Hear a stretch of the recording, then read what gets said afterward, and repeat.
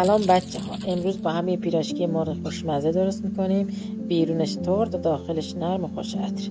بریم سراغ درست کردن. لازمش خیلی ساده است. مرغ پخته ریش شده، قارچ و فلفل دلمه‌ای، کمی پنیر پیتزا، ادویه‌های مثل نمک، زردچوبه، فلفل و آویشن. برای خمیر از ترکیب آرد و شیر ولر، خمیر مایع، یه ذره شکر و روغن مایع استفاده میکنیم. حدوداً 1 ساعت استراحتش میدیم تا پف کنه. بعد خمیر رو باز میکنیم.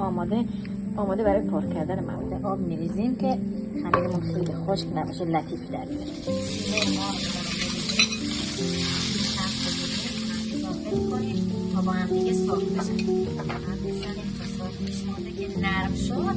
بعد ادویه‌مون رو با پنیرمون اضافه کنیم. موادمون نرم شده عزیزان. الان وقت اضافه کنیم. ادویه‌مون اضافه کنیم.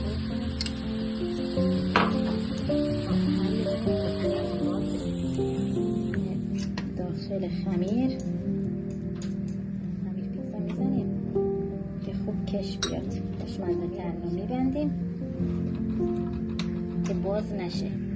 میذاریم داخل روغن تا صاف بشه. سراغ دومی.